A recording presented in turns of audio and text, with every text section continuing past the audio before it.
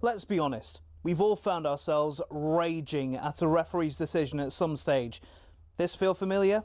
That is an absolutely shocking decision. They've got a case in that it was a bad decision. It's such a poor decision. Yeah, I think he's just made a bad decision in that instance. But what does it take to get to the very top of football refereeing? Every referee starts with their county FA. It's a simple training course and you can take it as soon as you hit your 14th birthday. Once you've done that, you have to go through at least 11 hours of face-to-face training. You'll then graduate as a Level 7 official, which means you can take charge of county-level games. But hold your horses, there's still a long way to go to get to the Premier League.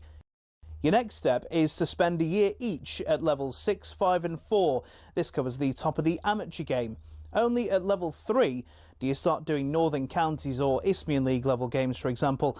If you've done this all quickly, you can reach Level 2 and ref your first National League match after, I don't know, 6 years? After getting enough experience at that level, you can apply to be a referee in the EFL. There's an interview, people watching you do games, and then, if the EFL are happy, you'll be granted a Level 1 licence to ref in games in League 2 and above. Now, they don't just say on you go to the Premier League, you have to work your way up through the divisions. Only after years of hard work and refereeing on cold Tuesday nights in Stoke can you be considered to do matches in some of Europe's very best stadiums. Now, who was the youngest to reach the very top? It was actually Michael Oliver. He refed his first Premier League match in 2010 at the tender age of just 25. So if you want to follow in his footsteps, crack on. It'll only take you roughly a decade, thousands of hours of work and an incredibly thick skin. In total, there are 37,000 registered referees across England, but the PGMOL has only deemed 21 good enough for the top flight. That means there's not even a 1 in 1,000 chance you'll even make it in. Obviously, referees can make mistakes, but when you think about it, having a go at them is kind of like slating a brain surgeon.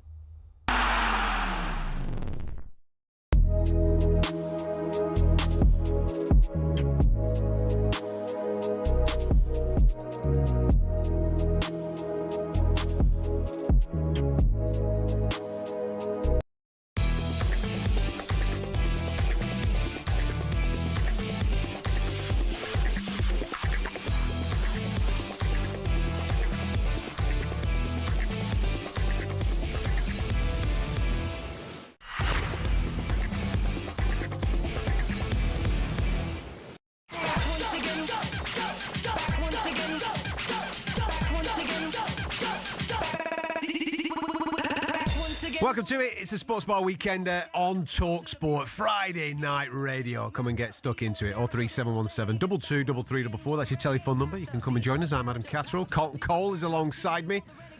In the fallout of what you've just been listening to on the radio, Liverpool getting the job done against Wolves. Didn't do it midweek, but they've done it in the FA Cup, progressing through to the next stages. Few questions arising off the back of that performance and Liverpool season in general. We'll get stuck into those in a minute. And if you're coming out of that ground and want to talk about that game, you're more than welcome to do so. 03717 22 3344. Big preview of the games that are coming up in the FA Cup this weekend. We're also going to be talking about the relegation battle. Who is leaving the Premier League this season? 03717 22 3344. We're going to go through the fixtures. We're going to try and accumulate some points. We're going to stick it in a big maths table and come up with a logical answer. It's a Sports Bar Weekender on talkSPORT. Just as we kick the show off, we've got lots of TV screens here in the talkSPORT studio. Just as we kick the show off, look whose big mush is on the telly. The one and only Mr. O'Hara. Mate. Hey, he had a night last night, didn't he? Mate, I looked at him, felt so sorry for him. Looked at him, I thought, do you know what? That's a man that's hurt. It's a man that's he's going through torment right now. Feeling it, mate. All the things that he's said to me in the past is starting to come back to bite him, you know? He's relegation fodder. That's what he is. He's that guy. You know? He's the one now that I look to and I say, do you know what? My life's not that bad. You know? I look at him, I think he could go all the way and get relegated this year with his team. And I'd love to see his tears. You know, I'd like to see it because I already see the tear in his eyes, like welling up at the moment because he doesn't know where to look. Listen, football is beautiful, and when it's like this, it's even more beautiful. But you know, when someone's really, well, he says, "Oh, I don't mind West Ham, he don't mind this one," but I don't think he does. I think he hates us, but right now he's going through a lot, and I'm just really happy he is. We'll come back to this in a moment because obviously in the aftermath of everything that's happened at Molineux, 3-1 win for Liverpool. Hugh Wozencroft is with Virgil van Dijk. Well, Virgil, it must have been very disappointing with the Premier League result in midweek, but how pleased are you as a group of players with the response you put out there this afternoon? Yeah, pleased that we obviously in the head for the next round, and pleased with the performance. Yeah, we had to show a reaction. We not only owed it to ourselves, but definitely to our fans that travelled here, and I think that was a very good performance. As a team, defensively, offensively as well, and obviously the first goal changed the game. You know, Wolves have to open up a little bit more. They have to try come out a little bit more, and obviously we made use of it quite quickly with the second goal, and then we scored the third one, and then it's basically game over. After all the dominance you had in the first half, you felt it was difficult to create really clear-cut opportunities in the first half. What did your manager tell you at the break? I think we did similar on Tuesday, but I think the pace of the way we played wasn't as good as today. And I think coming in at halftime, same as what we had obviously on Tuesday, 0-0, anything can happen still. But it's just about keep going, trying to find your moment, because they will come. And you have to stick together defensively whenever they break or whatever, and I think we did that pretty well as well. There were rumours, of course, in January that Andy Robertson could have been leaving the club. How pleased are you on a night like this with his performance that he's still a Liverpool player? It's not only on this performance. I've mentioned him many times. He's my vice captain. He's our vice captain. He's very important for the club. He's for so many years. Very important for myself as well. And we've been going through everything together since the day I walked in. He's been my left back, and pleased for his performance, his goal today. But overall, in general, he's a top professional, and these last couple of months we have to enjoy him, in my opinion. And yeah, we'll see. And finally, a positive as you go to Galatasaray into the cauldron that you got the victory tonight. What are you expecting in the Champions League? A very tough game in Istanbul, and hopefully we can fly over there, to be fair, but yeah, a very tough one. And then we have to be ready. Last one we played obviously was disappointing because we lost on a penalty. That was an interesting one, but this one will be again very difficult and something to look forward to as well. But until then, it's about recovery and be ready for it. Thank you. Congratulations. Thank you very much. Virgil, how... Hugh Wozencroft there with Virgil van Dijk in the aftermath of their FA Cup win through to the next round, as Virgil van Dijk just pointed out there, beating Wolverhampton Wanderers 3-1. Earlier on in the week, they were beaten 2-1, weren't they, by Wolves in the league. Very contrasting... When I say contrasting performances, they're actually very similar performances, just the mayhem of the last 10-15 minutes weren't there tonight for Wolverhampton Wanderers. The game was done and dusted because Liverpool came out a little bit more businesslike in the second half. First half, I did still think it just wasn't there. There was only one real bright spot for Liverpool. That was coming down the left-hand side with Rio Ingamoa, who looked fantastic, 17 years of age, can go both ways, was tearing the full-back left, right and centre. He's doing some serious bits there. But everything else seemed a little bit... Still felt a little bit pedestrian in that first half, but credit to them, they came out second half, and they ended up getting the job done and progressing through to the next stages. Yeah, well, Liverpool, they're serial winners now. You know what I mean? They win things, and they understand these stages of the seasons are the most important part, especially when you're trying to save your season. Because that's what I see this is. It's like they're trying to get something from this season, which is going to be very important for them going into next season. Listen, they won the league last year, so they have to have something to show for this year. It can't be just the drop off. Can't be that much. Yeah, we know that they started okay, and they're riding their luck this season. Then obviously the middle part of the season, it was bitty, you know. And then all the rest of the teams, the ones that were serious about progressing, has left them, and now they're just trying to recoup what they've lost, and it's the right time to do it right now. So going through to the next round of the season of this cup, I think they've got a real chance of going on to win it. Do you think Arne Slot's job is under threat? I asked that question because I was listening to the radio on Tuesday, obviously off the back of the defeat earlier on this week. A lot of Liverpool fans were ringing in, obviously perplexed at the way that the team were playing, disappointed with the way that the team have performed this season, and quite a few were saying, listen, we need a change in the dugout. He's not the right man to be taking us forward. But as it stands right now, they're still in a prominent position with the Champions League. They've just gone through to the next stages of the FA Cup. If they can pick up a trophy and snaffle themselves a Champions League spot, I know there's going to be a lot made of the way that they spent money in the summer and who they brought in, and obviously it was supposed to be a completely different season. But if you then look at stats, 2 seasons, 2 trophies if he picks one up, Champions League qualification, is that enough to keep him in? Yeah. Look, 2 seasons, 2 trophies. Yeah. Championship. Yeah, of course. Can you understand why Liverpool fans are a little bit... Of course. And I think some of it is to do with his decision-making, and that they might have thrown away games when they didn't need to. But Liverpool fans they're no mugs. They understand the game. They understand even tactics. They've seen personnel change and the way you set up to approach a game. They're no mugs. But when I look at at the end of it, when you look at... That's when you're micro... managing it and looking at what he's actually doing. But at the end of the season, when you look at his body of work, it would just be enough for a team that was struggling mid-season to gain points. And he was just trying to recoup what he's lost right now. So the further up the table we can do in the league, that'll be a plus for him if we can get into the Champions League spots. And obviously some silverware. That is enough for Liverpool for this season, and the season before he'd won the league. So yeah. What if he doesn't win a cup this season? Well, that would be the decision for the board to make. I think they'll look at him and think, well, and then you look at the players as well. How do they take to him as well? So you've got to factor in all of these things. I think all the senior pros at the club will have a say in what it looks like for next season, I think. I don't know the way, and there's other things as well. You can see that Mo Salah, who's a legend in the club, sometimes he's not having the decisions when he's being brought off, and you can see he's like kind of laughing it off on the bench. Yeah, but he's not playing well. Yeah, he's not playing well. So, but isn't it up to the manager for him to play well? Like, isn't it up?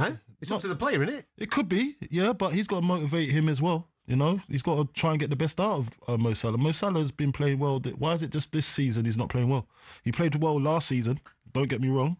But that is because they didn't have no other situations. Now, when you talk about, and I always go back to it, the start of their season wasn't ideal. No, it wasn't. It wasn't ideal. So there has been a fall off in attitude and everything, because there are bigger things bigger than football, you know. And I can understand they had that haunting them. And it still probably is till this day, because that doesn't never leave you. Just get used to it, the feeling. So it's a new thing for them. I'm not making excuses for them. I just want them to decide. No, but listen, it's not an excuse. It's real. Yeah, I think it's real, and I think also you can look at it from a different angle as well. Where look, this is his Slot's second season. Yeah, you can still kind of say he's still learning the league. Yeah, do you know what I mean? Like, it's a bit weird. Like, I know that he's come in and he's overachieved straight away. First season, first trophy, Premier League. You won Premier League straight away. Now, anything short from that, everyone's going to look at it as a failure. Do you know what I mean? So they're looking back to back, but it wasn't ideal for them going into this season with what they was going through, and he's had to manage that as well. And it's probably something he's never managed before. You know, those type of feelings, those type of things that you got to deal with on a man-to-man basis. But look, when you got a man like Van Dijk as your captain, you know what I mean? Like, that does help, because although he's not been at it this season as well, and he's been a bit off, you can sense that even in this interview just now, you can sense there's a little bit of calm there and a bit of acceptance that they need to do better, but at the same time, they're trying, you know? They're trying. Yeah, I think a lot of the players have been off, but again, you've highlighted this a couple of times whenever we've spoken about Liverpool this season, coming back to the way that their season began with the loss of one of their key players in such tragic circumstances has absolutely affected a lot of those players that knew him and loved him. And therefore, how do they then, one, deal with that from a lifestyle point of view, but then how does that then obviously affect the football? And I think it has affected the football. It's affected a lot of players. It doesn't make sense for a Premier League winning side with the way that they played last year, everybody bang at it, for so many of them to be off it this year. And if you look at the success stories of this season for Liverpool, it's actually probably two of the lads that they brought in. Ekitike is absolutely a success story. I think he looks mustard. And as the season has progressed, Wirtz has come good. I would say that Szoboszlai, when he plays in his right position, looks really, really good, but he's been having to play as a makeshift right back. He's been sensational for me this season. He has, he's held them up a lot. But he's been you're going to have to play right back this week. Now he's done a job. He's done a job. Mate, exactly, but he can't get into the rhythm of playing in his normal position, because when you watch him for Hungary, dude runs the game. I know, of course. You know, so he can't get into that rhythm because he's being asked to do so many different things. And all the lads that were obviously here last season that had a connection with Diogo Jota have absolutely been affected by that. And people are always going to say, stop banging that drum. No, it's a real thing, man. It's a real thing. And it's look, if I lost a teammate like that, all of a sudden that would affect me. I'd even start thinking, well, this is not important. Yeah. Do you know what I mean? This is not important. That takes 10%, 15% off your game. Like, you might not run as hard. It might, at the start, when the shock happens, you're going at it. But then when something bad happens or a result don't go your way, you start feeling sorry for yourself. You do. I don't care who you are. That's what's going to happen. And it's just the ones that can handle that better will do better than the rest that are not going through the same thing, but at the same time they can't handle the heartache. It's heartache. Mo, you're a Liverpool fan, aren't you, mate? Mo, do you agree with me, mate? Are you there? You there, Mo? Hello. Yes, you're there, man. You're there. Go on. How are you? Yeah. How are you? This sounds good, Michael. You caught me on the words. Then you caught me on the words. What do you mean we caught you on the words? What do you mean? You're called in. You rang a radio station to get on the radio show, right? We put you on the radio show, and we caught you on the words. How did that happen? Trust me, you did. You got to remember, I've been fasting all day. So okay. All right, I'll let you off, mate. Yeah, I can understand that. You know what? Tonight, I mean, they were good. They were better than the other night. But tonight, the difference was we took our chances. Plus, we scored the first goal. Whenever Liverpool scored the first goal, then this low block thing stops, doesn't it? Because the other teams come out and attack them. When they come out and attack them, it's easy for them because they've got quality players. And when you guys were asking about Slot, I mean, my sources are reporting Slot will be gone end of season. He'll be gone. Who's your source? Who's your source, man? Heinz. I can't reveal them on talkSPORT, can I? It's impossible. I can't do that. It's data protection, isn't it? But so your sources have told you that Slot's gone. He's just talking loads for no reason, bro. Like, you don't know. You ain't got no source. What source you got? I have. Trust me, I've got. What source have you got? So what agent do you know? Listen, I predicted this, right? Start of season, I told you guys, right, that Tottenham were going to get relegated. Right? Jimmy G did not believe me. I mean, look at him now. He was crying last night. I tried ringing up last night. Who did you say that's going to get relegated? So you said at the start of the season, Spurs would get relegated. Yeah, I said to him, I don't remember this claim. I don't remember that. You can't just be coming on it just claiming. Yeah, bear me a second, Perry, right? Because we're going to go back to Molyneux. Mo, don't go anywhere. You got to stay there. We need to pick this conversation up, right? Because Rob Edwards is with Hugh Woozengroft at Molyneux. Thanks for joining us. It was a difficult evening, but it was another night where you showed the strides that you've made as a team. I think so. Look, we came up against Liverpool on top form. I thought, there was no doubt they were the better team. It was a really difficult night for us. Credit where credit's due. They were excellent and made it really, really hard. So, look, we all wanted to try and go through and make it another dream night like we did on Tuesday. But unfortunately, it wasn't to be. Liverpool were excellent. The first goal came 5 minutes or so into the second half. The second, a minute and a half later. Was the real disappointment how your team managed that period? Yeah, definitely. The kick-off, that was it. At 1-0, we're still in the game. And it showed anything can happen. We got one late, so if we'd have been able to remain in it, you never know. And that's what we've been doing very well of late, especially against the top teams. But the second goal was a killer for us, really. And the way they were playing, it was going to be very much uphill from there. It was great to see a big crowd in Molineux tonight, and to show your appreciation to them at the end of the game. Why was that so important to you? I do that anyway, win, lose or draw. I've done that at every club I've been at, and appreciate the supporters, the most important people at any football club. They're here well before me, and they'll be here well after me as well. So it's important. But they've been great with us, and I think what they're recognising and seeing, they're seeing the hard work the players are giving. They're seeing results improve, and they're seeing performances improve as well. All right, we haven't got what we all wanted tonight, but there's definitely been a lot more positives of late than negatives. Your focus will go back onto the Premier League. The last two Premier League results show that you are still fighting. What's your message to the players moving forward? Exactly that.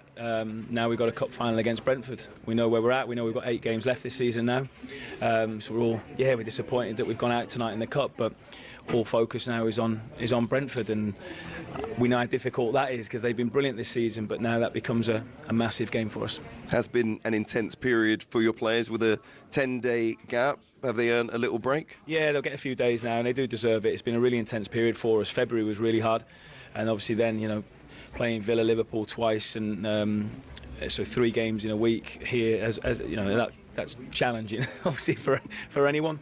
And to come out with 2 wins out of that week, look, it's a real positive still. So I don't want tonight and the result to put too much of a dampener on things. We are improving. We are going to continue to fight, and that's the most important message that needs to go out. Thank you. Thanks you.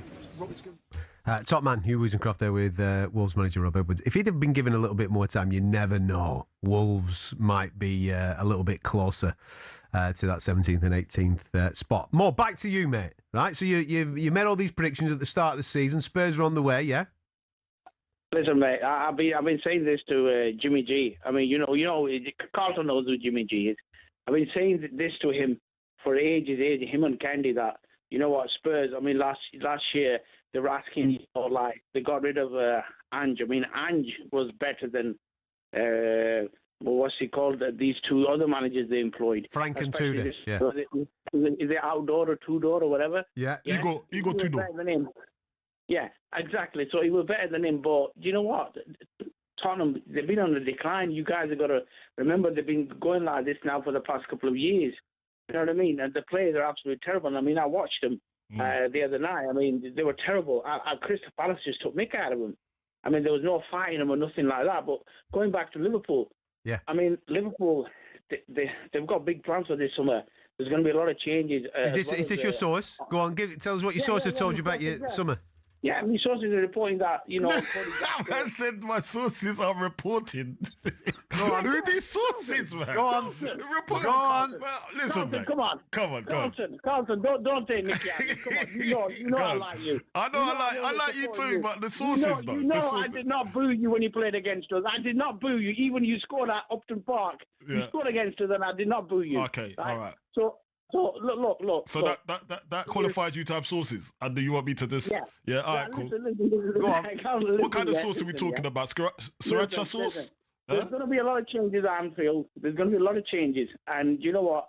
And I'm sorry, but Arne Slot's style is too slow. Okay. He's too slow. Is he going? I mean that Rio. I mean anybody. All the fans have been saying and chanting that Rio should have been starting the last couple of months. He's better than Cody Gakpo. Don't get me wrong, Cody's a good player, but he's better. You seen it tonight. Yeah, but he's only a baby. He's only 17. You got to bleed him in, haven't you? You got to get him. It doesn't matter. Listen, Michael Owen was that age when he broke through. If he's good enough, he should play. Mate, Michael Owen is a different. Michael Owen were a freak, mate. He was a freak, mate. Come on. You know what I mean? Can't compare the two. I mean, Gareth Bale, he was same age when he broke through, didn't he? They were all good top players. No. You know what I mean? It wasn't like that. Listen, are you saying that Slot's gone in the summer? Is that what you're saying? Were your sources? Yeah, definitely. He's gone. Okay. Which players are out? According to your sources, which players are out the door as well? Cody Gakpo's going. Mohamed Salah will be gone. Okay. Yeah, that's why they gave him a 2-year contract, because they want to get some money back off him. Okay. And you know what? They're signing the lad from Leipzig. Is it already Monday? You know about the signings? He's on the inside. I mean, look, listen, Carlton. Yeah. It's like you're good at your job, I'm good at my job. Carlton. That's my guy. Carlton. Oh my God! Can you get me a job? I need to get. I'm sorry, man. Listen. I can't take you away from talkSPORT Towers. I mean, everybody in there, you guys have been absolutely fantastic. Yourself, Jimmy G. I mean, everybody's fantastic on there, yeah? Oh, thank you. But the only one I don't like there is Goldstein. He should be fired. Goldstein. But you've got the sources. Is Goldstein staying for the new season? Listen, look. See, going back to Liverpool, they've got big plans. The big plan. It's going to be big changes, a lot of money spent again. Yeah. But unfortunately, they're not. So if Slot's going, who's coming in? There's only one man, Xavi Alonso. He's coming in, is he? He's been waiting for Liverpool, of course. He's been waiting. I mean, Xavi's going to come in. I mean, do you know what? Who's coming in? He's a proper coach. Who's coming in? Alonso. Really? Wow. Listen. Alonso, I mean, come on, Carlton, stop taking the mick out of me now. Because you know he's coming. Mate, I'm not taking the mick. I'm just here. I'm just amazed. This is some serious breaking news here tonight. Breaking news. I'm not taking the mic, bro. Honestly. Alonso in. Salah's gone. Gakpo's gone. Talksport. All sorts of transfers.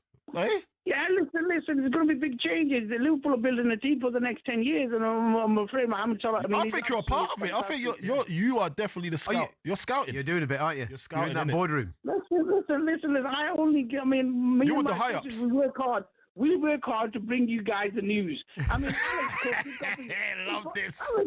Alex Crook, I mean, come on, my sources are better than his. Yeah, that's true. We didn't get you in. Alex Crook. I think you should come in and go toe to toe with Crookie. I reckon you could take his job. Look at the Moose. I mean, the Moose is a star. I mean, he should be more on radio than Alex Crook. The Moose is a top guy. Get him on. He's a hammer. But anyway, I've missed radio. I've missed this. Last 2 weeks I've been here, so I've missed. Listen, when you hear some more breaking news, make sure you come and bring it onto this show. Yeah, I've got a question for you. Go on, mate. Are Rovers going to stay up or are they going down? What's happening with the I think we'll stay up, mate. I think Michael O'Neill will keep us in the league, mate. I hope so. Just I hope about. so, because next year we want the derby back. We want Burnley and Rovers back. When every time Rovers and Burnley play, do you know what? It's horrendous. They close both towns and they close.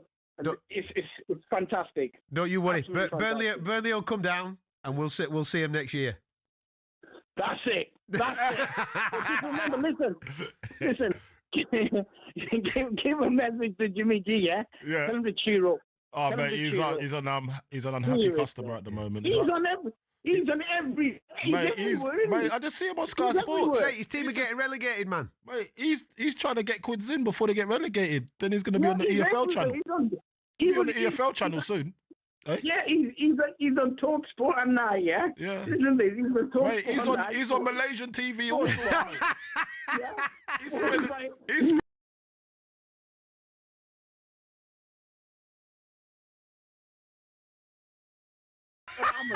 doing all sorts, mate. What is going on? He's doing all sorts, mate. He's all over the gaff. Oh, you're a top man. Have a good one, buddy. Have a good night, Sarah. Take care, man. Great Sources coming in. Mate, it's on. He's got pure sauces, man. Pure condiments.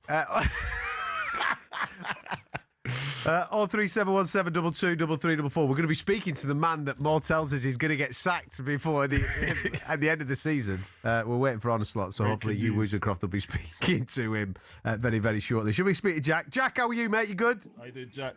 I'm good, mate. How are you? Yeah, have you got any breaking news for us? I mean, Mo's come with some serious bombs tonight, pal. Mate, that's some conversation to beat, mate. He's playing footy manager, him, and he that's where his sources are. That's where the sources are coming from. And it makes me feel bad to question him where he's getting his sources. Yeah. He's like, come on, Coley, come on, you know. He's logged into Twitter 24/7. That's it. Refresh. Yeah, he's on the X, and he's on X. Yeah, I think with Slot was brought in as a continuation to Klopp, wasn't he? Yeah. Like a slightly little bit different, but. And for me, this season, and you can see it last season, it changed a little bit, but not loads.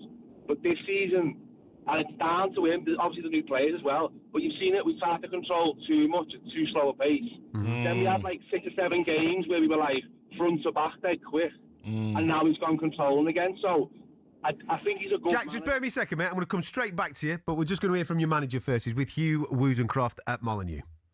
Are we live? We're live now, yeah. Arne, congratulations. How pleased are you with the response after the midweek defeat? Pleased with the result. Performance-wise, it was a lot the same. Almost everything. A few differences. 3 days ago we conceded one chance and they scored twice. Today we conceded one chance, they scored one. Similar thing was that they scored in extra time. That one didn't hurt us now. In the first 50 minutes we hardly created chance. We were better than 3 days ago, but still we struggled to create a lot of open chances. And 3 days ago, after 50 minutes, we had our biggest chance of the game, and it was a big chance from a set piece where we cleared the ball of our own, off the line. And now we score from a 20-yard strike. Yeah, that is also the difference in football. And then from then on, things opened up, and we looked much better in the last half hour. But that is also due to the fact that we scored twice in 2 minutes where they had to open up afterwards. So is there a tinge of disappointment? You could have got more from your team this evening. No, I'm not too sure about that. I'm trying to tell how difficult it is to face these playing styles and create a lot, and then you need either a great one-on-one situation or a strike from 20 yards or a set piece to open a game like that up, because you could see again today how difficult it is for us. But I see in every Premier League game how difficult it is against certain playing styles to create a lot of chances, and then you need a set piece as we had 3 days ago after 50 minutes, or a strike like Robbo today to open the game up for us in this situation. That is the good thing that happened today. It felt like you played forward faster, quicker, more direct at the start of the second half. Is that something you asked from your team? We ask this from ourselves every single time, but if you have a lot of ball possession but the other team is with 11 in and around their box, it's not always easy to play fast and to create. I think today, compared to 3 days ago, we were penetrating more in the box and were closer to scoring a goal than we were 3 days ago. But all the data, all the statistics were the same. XG-wise, ball possession-wise, amount of shots, but result is different because a great strike from Robbo that led to a goal, and that was much less of a chance than the chance we had after 50 minutes 3 days ago. How would you describe the performance of Andy Robertson, and how big a decision is it for you on midweek against Galatasaray, Milos Kerkez or Andy Robertson? It's all of the decisions, not all, but a few decisions I have to make are big, and I think that's what's normal at a top club.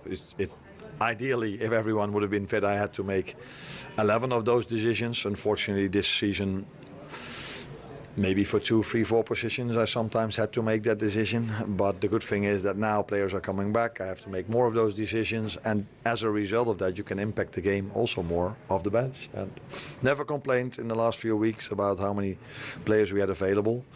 But at a night like today, I want to emphasize how special it is from some players. Every other team is rotating a lot with us. The 13, 14 players constantly had to play. Yeah, sometimes then a performance level can drop. And that's why it's so important that we have more players available now, so I can rotate. And as I said, impacted also more of the bench. And how nice was it not to have to make... There you go. And that was that. There you go. Arne Slot speaking to Hugh Wozencroft. I thought that was a very fair assessment in the comparison of both games. The one midweek, obviously, in the league compared to what we've just witnessed tonight. They are statistically very, very similar. Just a case of being a little bit more clinical and taking those big key moments. Jack, do me a favour, mate. Stay there. We're going to come straight back to you in a moment. And if you want to get on the show, you're more than welcome to do so. 03717 22 333 4.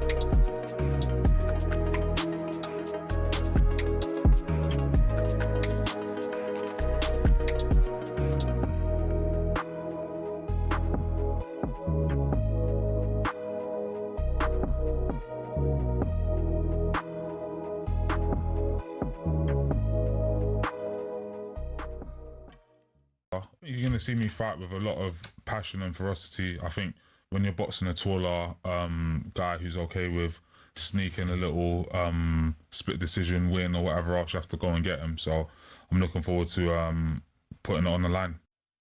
He knows you, you know him. There's a fair bit of mutual respect, is there, Tony? Definitely. He's a tough fighter. He's someone who never ducked, so I respect that. I mean, have you had history together before, as in sparring together? I know you were in the We never spar. We never spar together. We went to the same Olympic Games, but we never spar. It was to the cruiserweight. It wasn't the cruiserweight. Yeah. He picked up the bronze medal. You got the gold medal that year. Yeah. So it's an interesting time and an interesting clash. Did you ever think you was going to fight him? I mean, when he went up to the heavyweight, of course, I was like, okay, maybe I can fight him, and especially because he's in the top 10, so that's a good opportunity. How important is it getting home advantage as well? Because we was over at the Paris Olympics. You come up and done a piece for us for talkSPORT, actually, which was great. You brought your gold medal. I was hoping to see that today, by the way. But but you brought your gold medal, and it was fantastic. But they love you over there. You were sitting with the president at the time. Yeah. I mean, it's really great for me to have the opportunity to fight in Paris. I know Frank and George Warren been telling me that they want to build something great in France too. So yeah, let's do it. I'm really, really happy about the fact that I'm going to fight in front of my public. I mean, winning a gold medal. What has the transition been like, Tony, going from Olympic gold medalist to professional fighter? It's really tough. It's really tough because it's not the same style of boxing.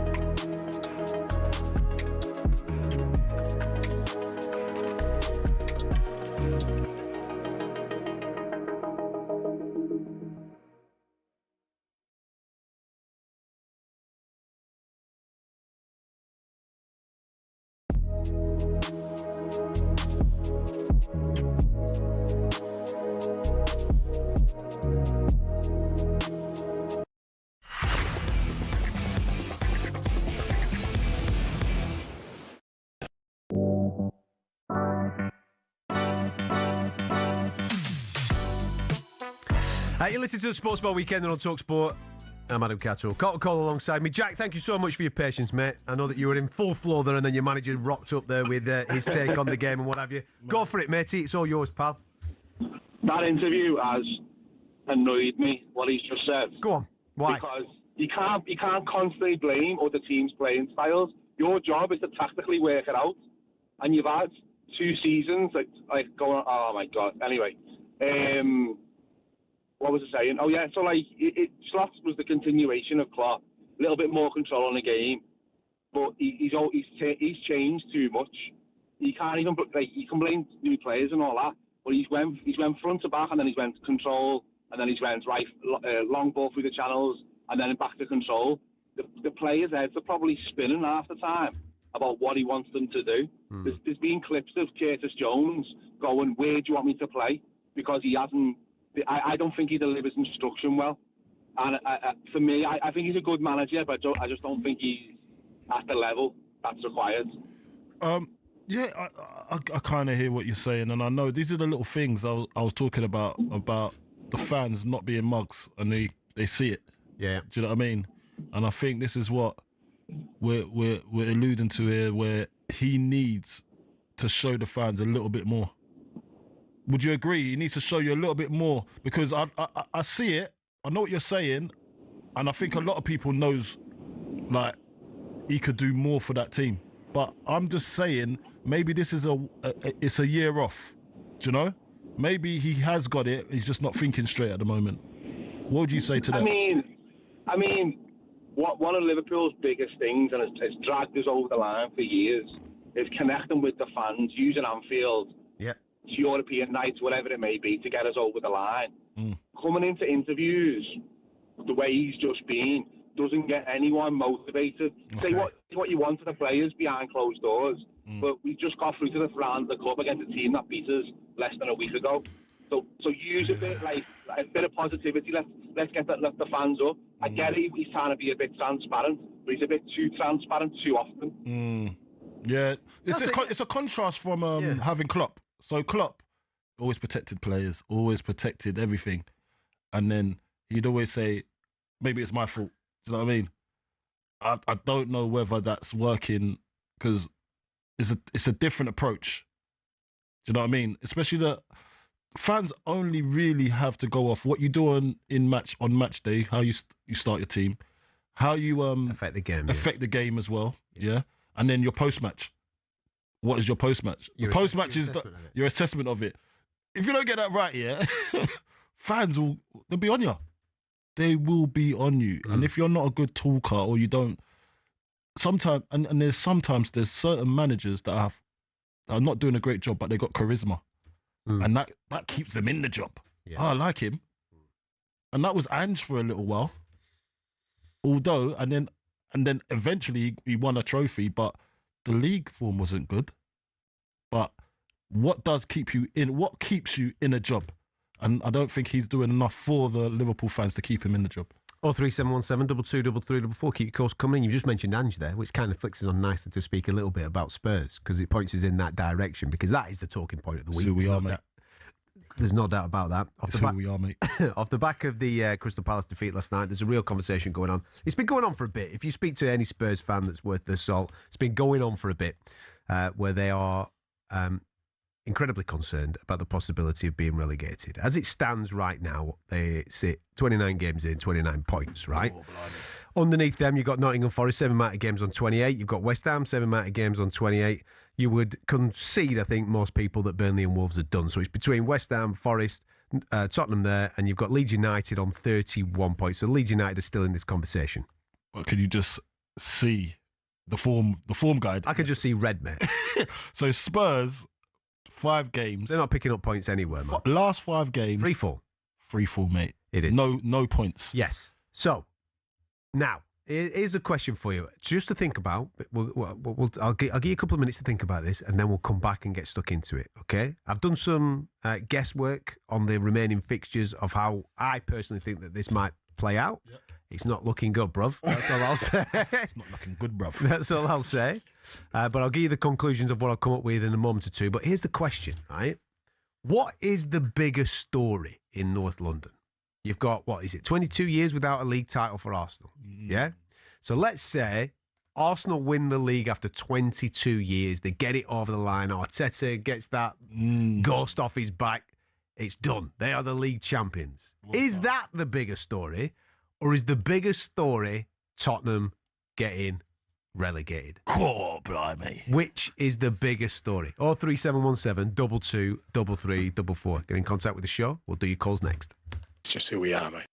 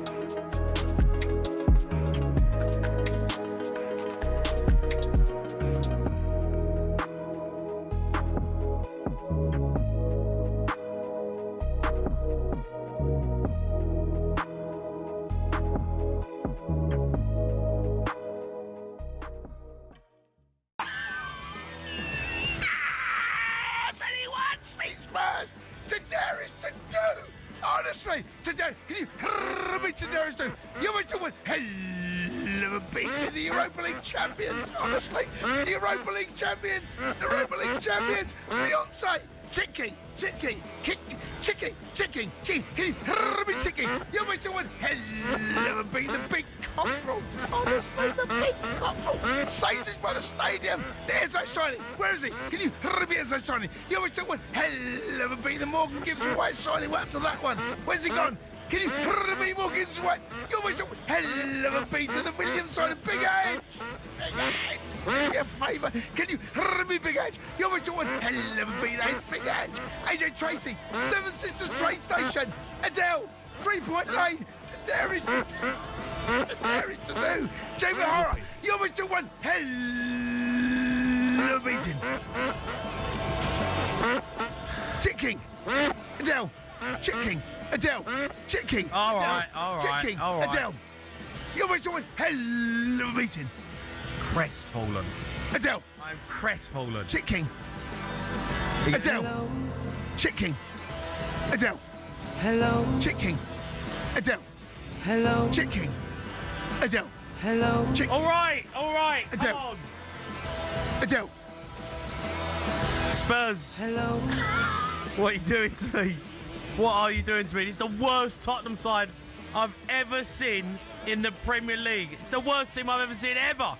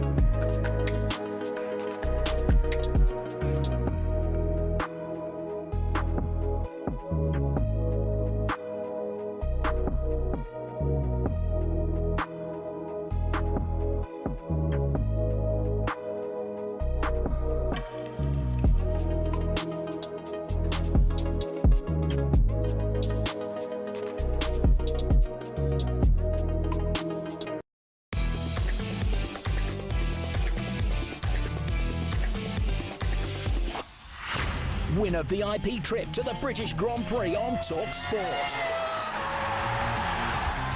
We're sending 2 years to the British Grand Prix on Sunday, the July the 5th. Full racing green trackside experience. Forget the general admission. You get exclusive grandstand seats, plus inner track access to watch the drivers roll into the paddock. We've got the whole day sorted. Street food, fully open bar, you name it, we've got it for you. Ultimate British Grand Prix, completely on us. This is how you enter. For your chance to win, text the word win to 83338. Dead simple. It'll cost you £2.50 plus your standard network rate. You can call 0343 418 7260. Lines will close on the 20th of March at 4 p.m. That's when you'll need to answer your phone if it does indeed ring. You've got to be over 18. UK residents only. It's a network promotion here at talkSPORT. Full terms and conditions at talksport.com for your chance to win. Text the word win to 83338.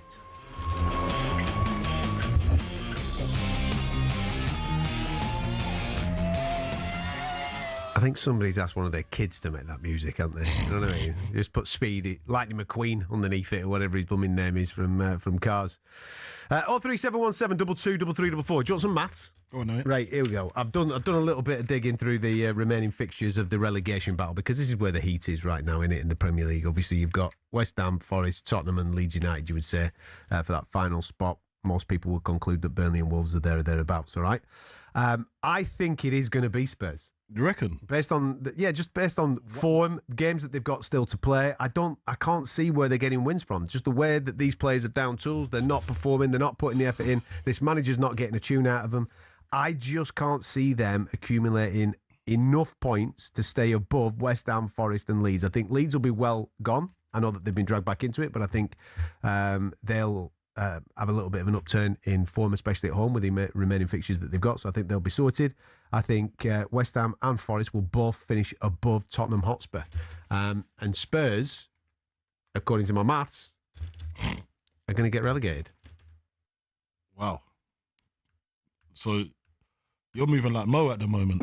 You know what I mean? Accusations and yeah. Listen, you got your sources. Wait, no, there's no sources. It's just data. If you look, you got your condiments in mate, tech. Look at current form. Spurs are just in complete free fall. They're in disarray, man. Forest, yeah, they're losing, but they're picking up the odd draw here, there, and everywhere. West Ham, they're not just picking up draws; they're picking up wins. They've only lost one in the last 5. That's good for them. Thank God. They're getting there. Yeah. Leeds United, yes, okay. There's been a little bit of a turn, and they've lost the last 2. But before that, they had wins and draws. They will pick up points. Where are Spurs picking up points, man? Where are they going to get these points from? And they've just Mate, you would look Van der Ven's out for 3 games. Exactly. You look at home form, right? They're playing Crystal Palace at home. No disrespect to Crystal Palace, right? But you're there. You're a team that Spurs will be looking at and thinking to themselves, 13th. Right, You know what I mean? we should be getting 3 points there. Just not happening. Not happening. So as you look around them, you just look at the form guide. Last 5 games, no points. Let me do this for you. Let me do this for you, right? I'll give you the game. You tell me how many points Spurs are getting out of this. Now, bear in mind, they've got some Champions Leagues coming up as well with Atletico Madrid, all right? So they've got, on the 15th of March, Liverpool away.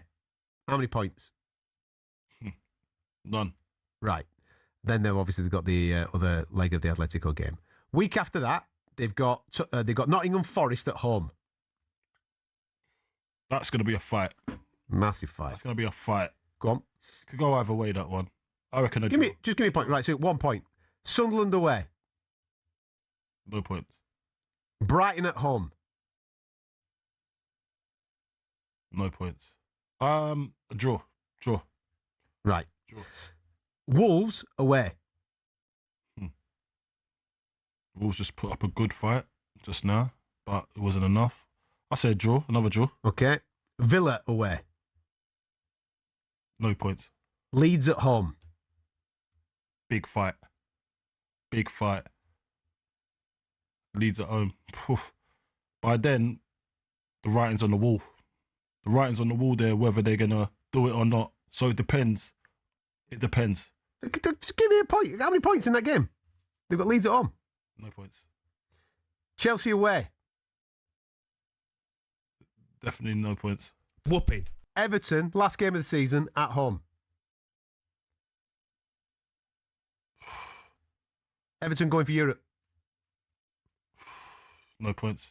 No points. Well, 1 point maybe. Right. Me and you have given them the exact same amount of points between now and the end of the season. What is it? They're picking up 4 points between now and the end of the season. That's out of order. Right? Why are you roping me into your conspiracy? That's no wins. It's your conspiracy. All Don't it try and is, rope me into your we've conspiracy. looked at them fixtures in the league. We've given them 4 points. Is that 4? I thought I gave them more than that. That means that they will finish on 33. It's not enough. That is not going to be enough, mate. No, it's not enough. So what's the bigger story? Arsenal winning the league this year and Tottenham Hotspur going down? Damn. That's big, isn't it? That's a big story. Adam, how are you, mate? Adam, are you there, pal? Adamoski. Hello, I'm here. How's it going? Yeah, it's good, man. Good. We've just been doing a little bit of maths. You've obviously looked at these fixtures, and where are you picking these points up between now and the end of the season to stay in the league, mate? Honestly, I've been looking at these fixtures, and I don't know where we get these points unless there's a regime change. Like, there has to be. What's this regime change, bro? Come on. You're going to like you're under the dictatorship. We are under a dictatorship. And What's a new government?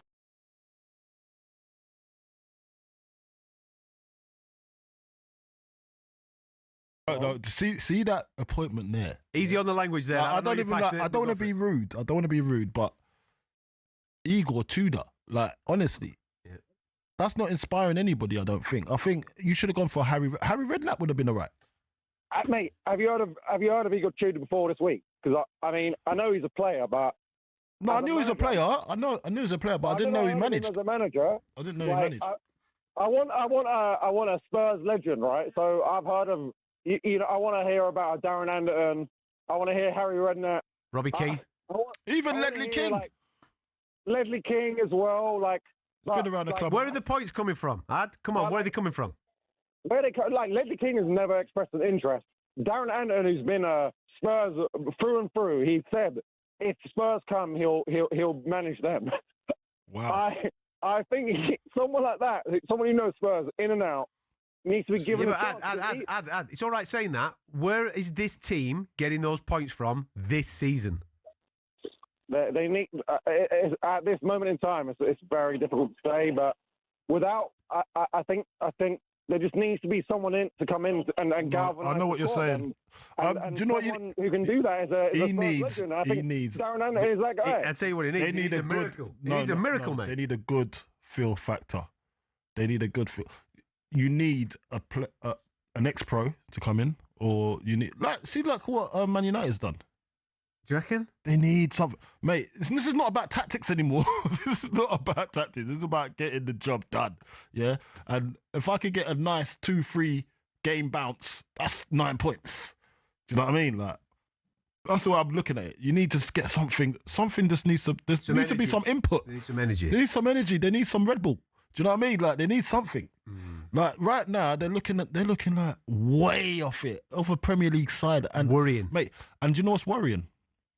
That team, if that team's to go down, yeah, half of them players, they'll be leaving on a free somewhere or something. I don't know, to get them off the wage bill. It's a long way back. How are you getting back? A long way back. With that stadium. Yeah.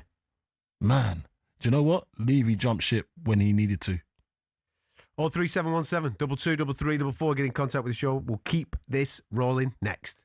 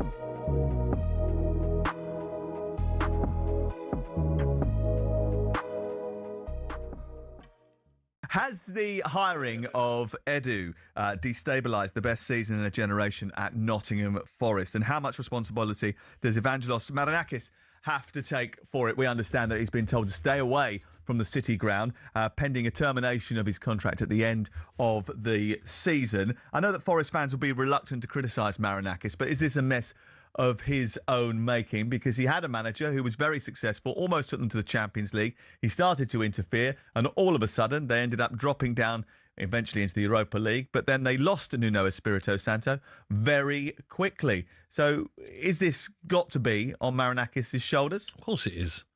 And do you blame Nuno Santo when you've got a sporting director coming in and probably not giving you a say on any players that you're bringing in?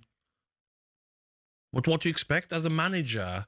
And if you speak to the older generation of managers, they'll say, what? Someone's telling me what players are coming in, and I'm going to get judged. That is the way of the world now, though. I know, but then is that fair as a manager? Like we said in previous shows, sporting directors should be coming on and doing press. You're the one bringing in the players. The manager's doing the best they can with these players. They might have wanted 10 other players that you have said no to. Some of the players that they brought in Nottingham Forest, Douglas Luiz on loan didn't work. Zinchenko on loan didn't work. Amari Hutchinson, 37.5 million. Only one Premier League goal in 22 appearances. McAtee, 30 million. Hasn't worked. Ndoye hasn't worked. Bakwa hasn't worked.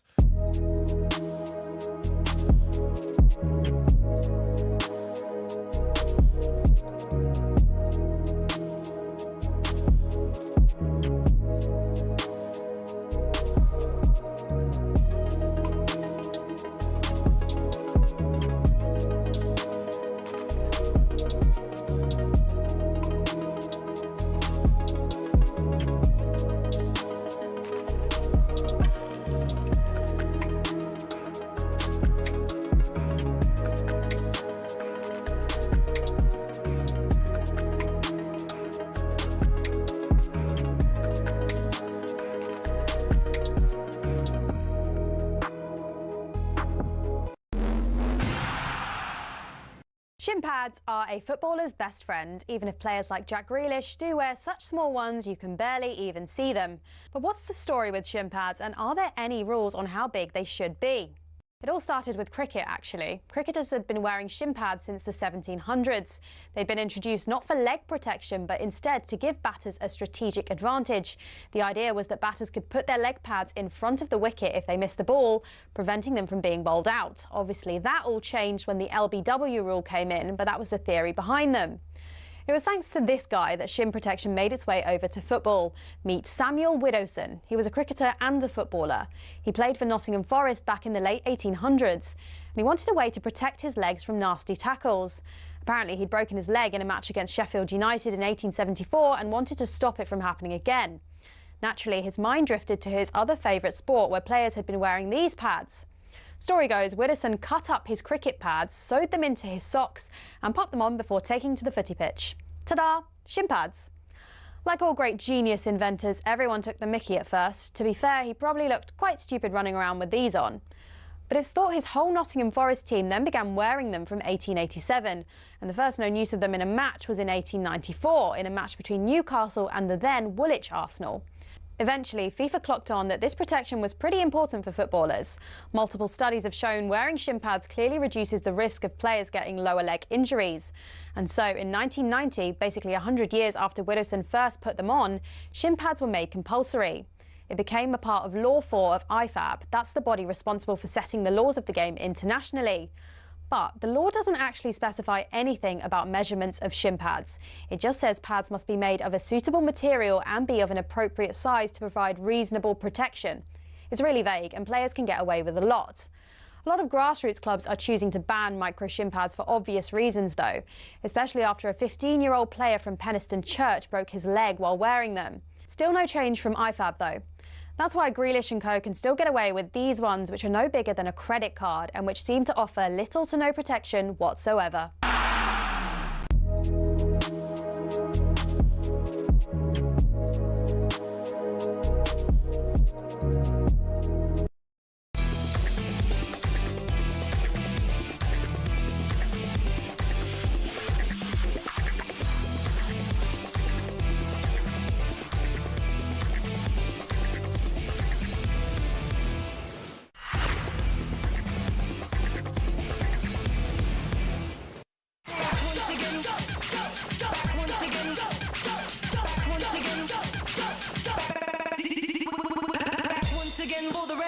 It's the Sports Bar Weekend on talkSPORT. I'm Adam Catterall Carlton Cole's alongside me, taking your calls on 03717 223344. If you like football trivia, stick around because we've got something for you around about 45 minutes. Ryan's going to be here as well, going through all the latest odds for the games coming up and a bit of VAR conversation. That's right, Dermot Gallagher's going to be on the programme as well in the next 15 minutes. But we're continuing to take your calls on what is bigger: Arsenal winning the league after 22 years of not doing so, or Tottenham Hotspur getting relegated. 03717 223344.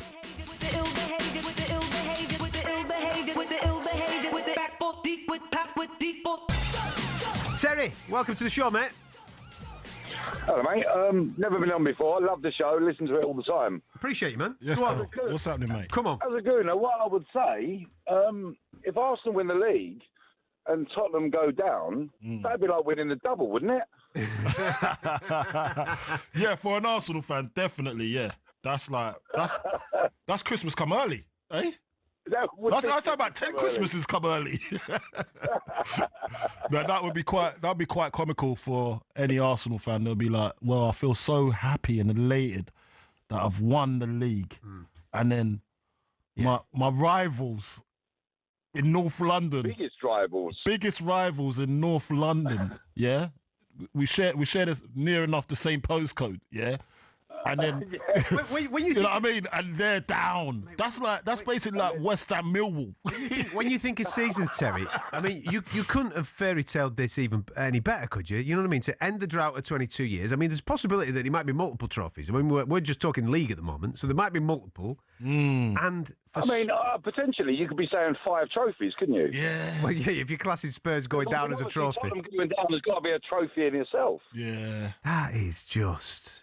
Well, you got the EFL Cup final. That's with Man City. That's a big one. Yeah, what I I'm mean? always a little bit jittery, to be fair. In And finals. you know, I'm beginning to believe, as it is, but I've always been a little bit jittery, but I'm beginning to believe now. I think we're going to get there. Yeah. I think most people will conclude that it's a different side this year, isn't it? There's a different attitude. Do you believe that they'll go, though? Yeah, I think, what, Tottenham? Yeah, do you think they'll get relegated? Well, I don't think they're playing for him. I think I don't think they're going to play for him. I don't think they want to play for him. Mate, I've seen some of the Harry Redknapp would have little done bit a of much better job, but he would have only been there. He would have only been there. You're the end of the definitely season, right but he on would have done a that. much better job. You're definitely right. That this is nothing to do with tactics or anything. This is just getting that good feel factor, man. You just need someone that's just going to lift that team up and someone they respect as well, and that they're going to run for. And Yeah, but half them lads don't. For example, you bring Harry Redknapp in. Half them lads in that dressing room don't know who Harry Redknapp is, and that's no disrespect to Harry Redknapp. It's a different I era. know, but the people around the club will. They'll be like, yeah, but they're not playing. This guy's a big deal. You better up your. Do you know what I mean? Because he's got massive respect. I don't know who. This is what I'm trying to say. I don't know who these boys respect, because they obviously don't respect any manager. They've been going through this for 2-3 years with different managers. Yeah. 3-4 years. Yeah. The culture has to change at that club. Yeah. And this is a massive wake-up call for all of them. Harry, welcome to the show, mate. Hello. How you doing? Yeah, good, man. Get it off your chest. What do you need to say? Yeah. Well, I was just a young fan, born 2007, so not actually seen a lot of the club, to be honest. But seen a lot of the same over and over again. What I was old enough just to remember the end of Harry Redknapp. Bit of a drought between then. Pochettino coming in, probably the best thing I've seen them do. Yeah. But I think a lot of it needs to come down to the players now. We can talk all we want about owners, the manager. Obviously, the manager's got to go before next game. Got to be out. The owners, that's not gonna happen soon, at least. But the players need to get themselves together on their own. No input from anyone else. They need to find the anger within themselves. But what you said? Did you just say that? Sorry, I missed you. I think you just cut. Did you say that you needed to change the manager before the next game? Is what you said? Yeah. I do believe if not he the right man stays for the in, job. there's not going to be a change of trajectory. No. Because you should have had that by now. You ain't got time to be waiting for it to happen. It needs to be, that bounce needs to be, oh, we've got a new manager now. Yeah, I'm going to run a bit. You know what I mean? Like I'm gonna make sure that I leave it all out there for this gaffer, because I'm scared for my future. Because they're not playing like they're scared for their future. No. See, like when I've been in relegation battles, obviously, and every game, like, you don't want it to go bad, but at least you have that fear of, like, cool. And I don't know whether it's money, I don't know if it's about anything else, but I think a lot is to do with money. Most of those players have never had a contract that says your wages cuts in half, yeah? Your wages cuts in half, yeah? If you get relegated. I don't know what type of contracts these guys give out, but I'm pretty sure to attract the best players, they wouldn't have that relegation clause in it. Because that relegation clause is it's fear factor, bro. Makes you run a little bit. What? Run? You're running for your family, not just for you're running for your life. Okay. Think right. If you're in charge of Spurs, do you make the change now? Well, this has not worked after 3 games. Right. So that's what you got him in for at least get 9 points on the table. You ain't got nothing. Okay. This week you've got Atletico Madrid away from home, Champions League. At the weekend you've got Liverpool away. Then you've got Atletico Madrid at home. Okay. Do it now. Do it now, or do you do it after the second Atletico game? Too late. Because one after that, anything after now, yeah, you it's think late. it's too late? It's late. It's late. You need. It's not. Because the game after that is Nottingham Forest at home. This is not time to be testing out things and see how it goes. This is, come on, boys. I need ya. Yeah, let's run.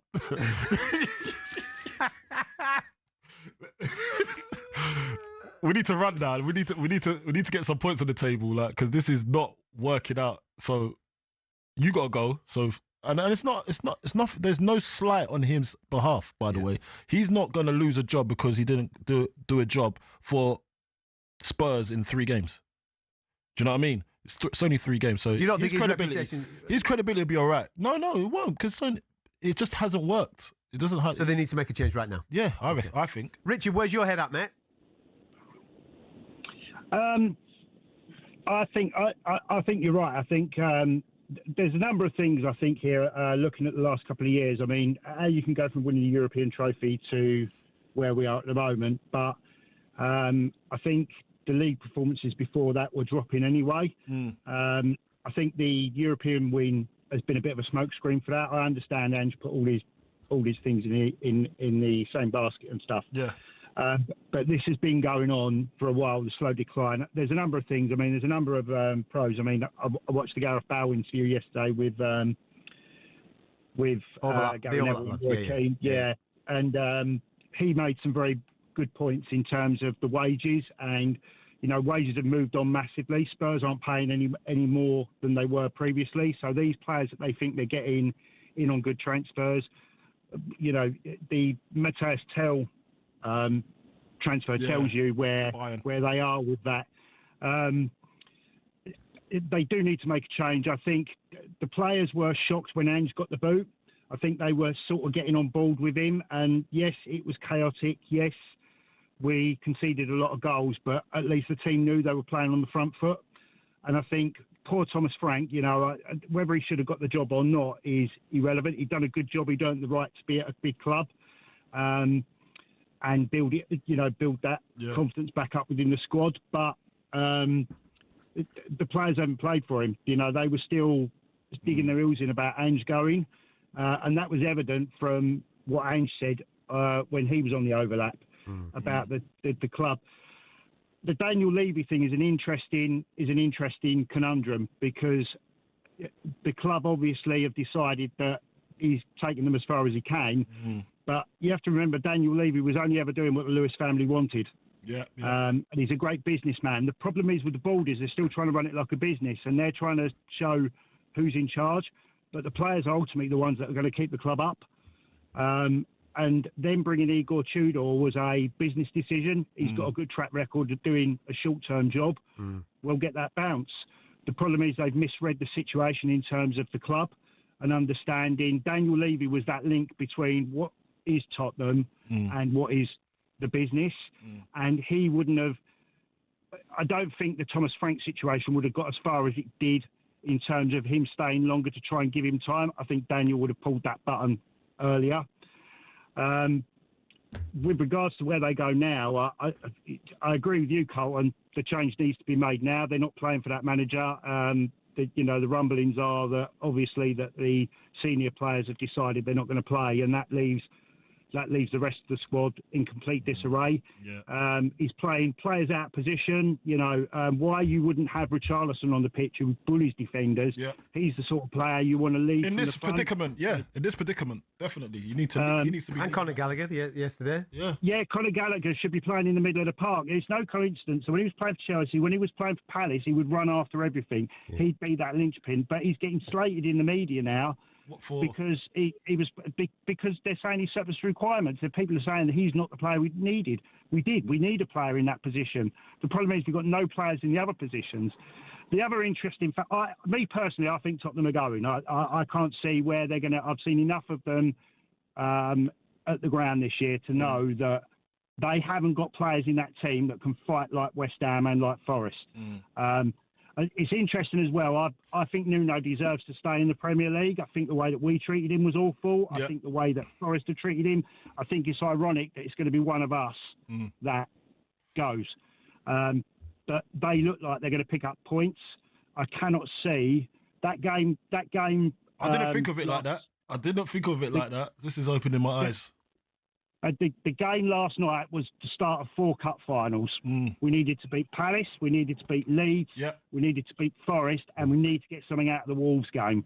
But I can't, after that performance, even if Van der Ven hadn't got sent off last night, I felt that Palace were always going to be knocking on the door. We were always going to be susceptible to getting out. The thing that annoys me about the players at the moment is it's clear that some of them have got their heads turned. Even after winning that European trophy last year, it seemed to me that the moment Ange went, people like Romero, Van der Ven, they'd all started thinking about, right, I need to get where am I going? the next move. Yeah. And that can only be because they could see from within that team, the players that they're playing with, are not good enough to go any further. Well, they're young. They're young. Some of the players that we've brought in are really, really young. Like it was for the future players.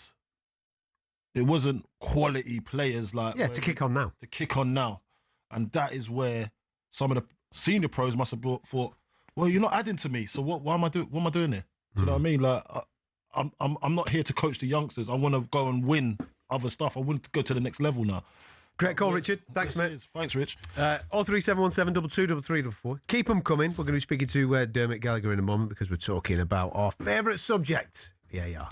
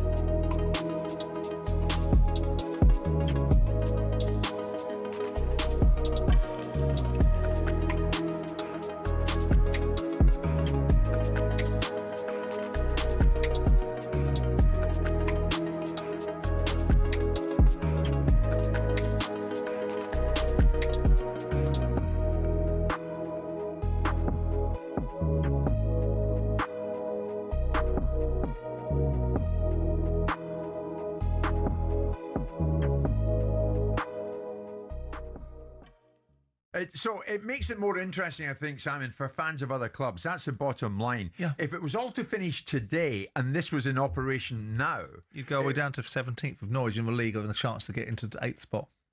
That's what you do. Right. You take 60. You take it opens up. Yeah. You take 66% of the league as it sits now. 18 clubs in this league could have a reasonable shout to make a claim for getting 8th spot, because there's 11 games to go in the conventional season. There's 6 points between Derby in 8th and Norwich in 17th. Right. And those games, and when you get running at the business end of a season, it really does change the dynamics of how people play. All of a sudden, you've got 66% of the league having something involved. Then you've got the other 25%, or 35%, sorry, sort of going to the Gabby Bongle arithmetic school, the other 34%, which would be fighting for not staying in the division. So you've got constant jeopardy in a league, which actually reminded me when I was over in America looking at the MLS and how they construct their leagues and how many teams get an opportunity to play in their playoffs and participate in outcomes for themselves. They have something like 60 or 70% of the teams in a league any given season that could feature in a playoff scenario. Right. So it's all Does about... that affect the quality? There's a message coming through there. You're telling me that 8th could end up going to the Premier League. Surely, that ain't have to good in terms of the quality of the club that's going to go up. There's nip and tuck. More often than not, when you finish 6th in the league, and we went up as a team that finished 6th, there was the points total, I think West Ham finished behind us and Wigan finished behind us in the league, and they were like a point difference. So tell me there's a point difference between 6th and 8th. Pack it in.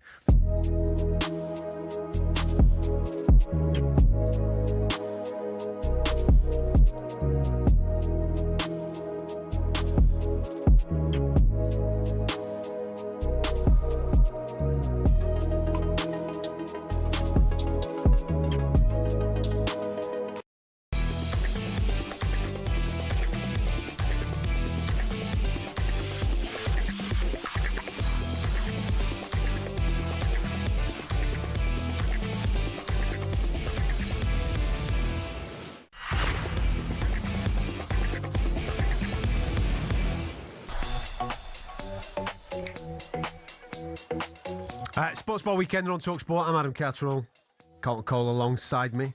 Always enjoy these conversations when this man agrees to come on the programme. I know it's Friday night. He's probably got better things to do, but he's given up a bit of time to come and join us. The one and only Mr. Dermot Gallagher. How are you, mate? You good? Hi, Adam. Hi, Carlton. How you doing, both? How you doing? You right, mate? I'm good, thank you. Good. I saw you on the TV yesterday. Has he been doing bits? With Jay Buffroyd. He's been having earning the coin. Having a little debate, I should say. Not argument, a debate. Hard work, Carlton, wasn't it? Mate, I tell you what. Listen, See, Derms, for me, I've got to go with the player. Yeah? You're always going to go with a player. No. I get what Derms was saying, yeah, but just what was the conversation? Which bit? Because I want to talk about time wasting, but you want to talk about VAR, do you? Right, go on then. All right, let's go on. Let's go with your one first, and then we'll get to mine. Right. I think my one's more of a dessert. You're going dessert. Right, I'll go main course. There's a lot of conversation. You're a diamond. David, there's a lot of conversation at the moment about obviously time wasting, and it's been a topic throughout the course of the day here on talkSPORT. This is all going to come back on to the officials. What can the officials do in order to eradicate those types of conversations, to manage the time that people spend to take corners, take goal kicks, all those types of things? What can the referees do in order to manage those scenarios? I think at the moment, Adam, all they can do is try and push players on, but they've got limited power. What's interesting is over the last season, I think it's become more apparent, and at the IFAB meeting, they've taken big steps, haven't they? You know, they put a time limit on throw-ins, time limits on taking goal kicks and such like. Now, that empowers the referee, because before all the referee had was yellow card, red card. Now, Roy Carroll told me a story years ago. Carroll. Yeah, he said, he told me he got 13 yellow cards in one season, Carlton, honestly, for time wasting. How many? Said, Did you say 13? It serves he said it serves no purpose. He was at Notts County.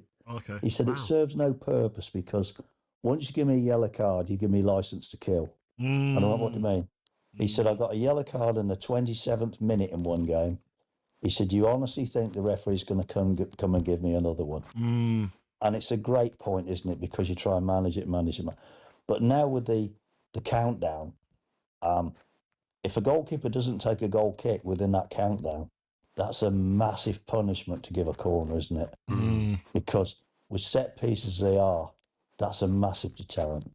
If you don't take a defensive throw in because you're trying to run the clock down, and you run out of time and it goes the other way, you see now these long throws again. Oh, mate. Yeah.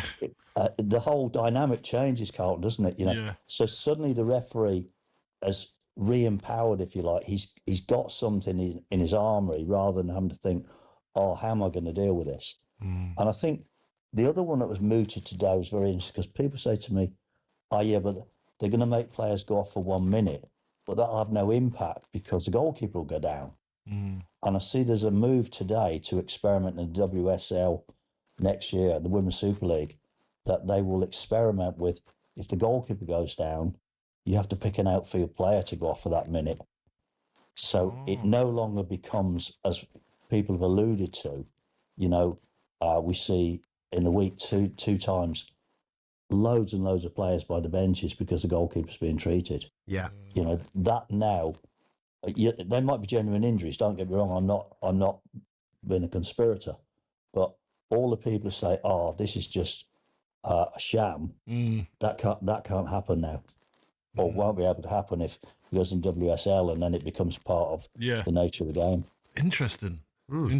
See, look, time wasting for me, gone are the days of just getting the ball in the corner and just trying to hold it up and shield the ball off of 6 players on my back. That's what I was used for. 6, 7, mate. 7. Yeah. Yes, a bit. 7 players just hanging off me. Like I'm just like, strong man in the corner. That's it.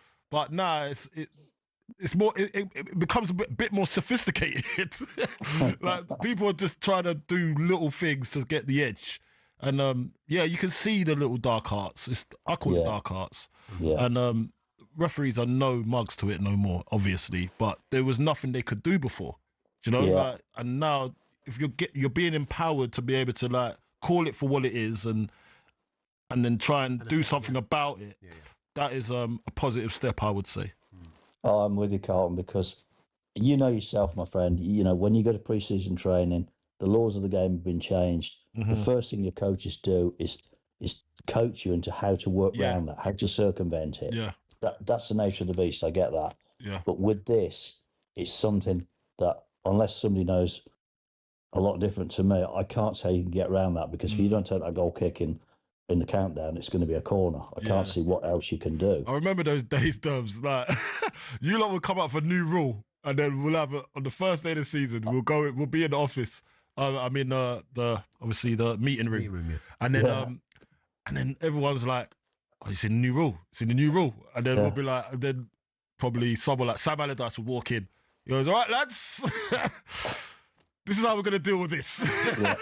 So there will be a way of us, and it's a tactic. It's actually a tactic. But that's why they're coaches, Carlton. Yeah. That's why they're coaches, that they are there to dream up them ideas. And that's it. And sometimes the idea just falls on their lap, and then everyone goes with the flow, you know? And it's like everything's trending. So like now what's trendy is what you'd say of the long throws. That's trendy. Kicking the ball in the corner from a kickoff. Like these things were old school. This is what we used to do Sunday League. It's coming back. You know? So but the other thing that's coming in now, Carlton, is if you remember when I refed and you played, there was always a defender between the forward and the goalkeeper, wasn't it? Yeah. Now it's almost like the goalkeeper's under so much pressure. Yeah. The game's changed, hasn't it? It's massive. It's a different game. I don't know if I'll be able to play this one. It is. I don't know if I'll be able to play this one. It's totally different. But yeah, listen, Derms, let's move on to the your favourite subject. Yeah, penalties given, and not given. Okay, go on. Which one do you want? Not given, obviously. So we're gonna go first. We're gonna go. Which game? We're gonna go to the Etihad, right? City Forest. City Forest. Yeah. Yeah. So Manchester City were denied a penalty in their draw with Nottingham Forest after Erling Haaland went down under a challenge from Forest keeper Matt Sells. Yeah. Is it a foul or isn't it? Because for me, I didn't see him dangle a leg. Do you know what I mean? I didn't see. I just thought it was momentum that he's going to plant his foot, and he got touched. I know Matt Sells probably pulled away last minute. Yeah. And he didn't mean it, but for me, it's a penalty. I'm with you, Carlton. I was also a forward, and you know, my coach when I was a boy in Dublin and when I come to England, a different coach. They taught me how to do certain things, and the secret there, I think, is you're a forward. You know that what Haaland has done well. He's seen Sells come in, and he's moved the ball on. He's moved the ball past Sells. Yeah. So the minute Sells goes to ground, he's got two choices. He either stops, which is almost impossible, or he gets the ball. He's got to do one or the other. Yep. He does not. He certainly doesn't get the ball. Yep. And interesting, if you see, what he does as well as Haaland goes by, he turns his body into him. Yeah, I saw it. So he actually catches him with his upper body. So he makes sure he goes down. But I just think penalty. And I think... Why isn't VAR then jumped in there and given that? Well, I think one of the problems we have, Adam, with VAR is that I didn't realise this. When I was first doing my media work and VAR came in, they talk about a clear and obvious error. Yeah. And I would think that, we say either of you are refereeing and that incident happens, you don't give a penalty. And I think it's a penalty. So to me, in my mind, that's a clear and obvious error. So I go, Adam or Carlton, go to the screen. I think you made an error. Yeah. But I think what I've learned now over the subsequent years, and I learned very quickly, is that you're not there to judge a decision. You're almost judging that decision on a higher level. So you're refereeing it at a much higher tolerance. Not as the referee, in your opinion, made an error, but is it a clear and obvious error? Fair. Okay. And that, do you understand the difference there? That yes. It's therefore, if the referee on the pitch gives it, it's not going to get overruled the other way because 100%. Right. Okay. I understand what you're saying there. Then so how do you look at the Rodri one with Anderson? I don't think the Rodri one is a penalty, and I was at pains to explain this, and Jay wouldn't get it. He's adamant it's a penalty, and I get that. That I think Rodri kicks, and is it Anderson comes in? Anderson comes in, yeah. And I think Rodri kicks. He gets the ball. And then on his follow through, he catches Anderson. So I think the more palatable decision is play on.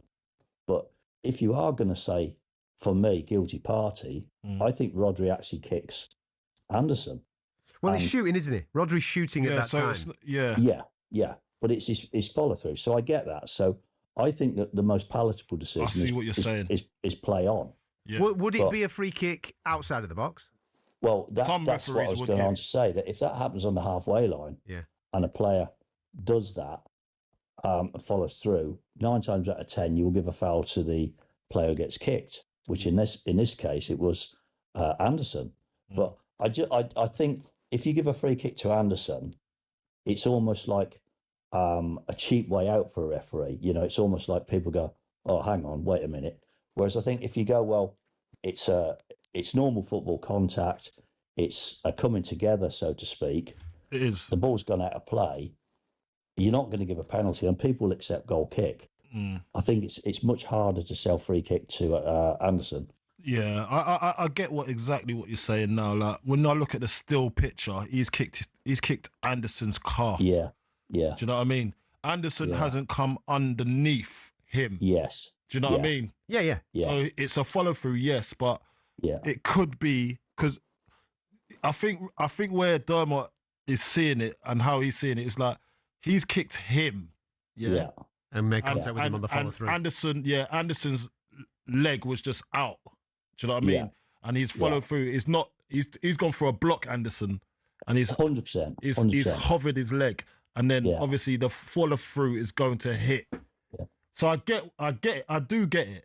Yeah. I do get it. But it's one of them, Carlton, that proves perception. that football isn't. Yeah, will never be perfect. It's perception. It's perception. 100% perception. Great word. Yeah.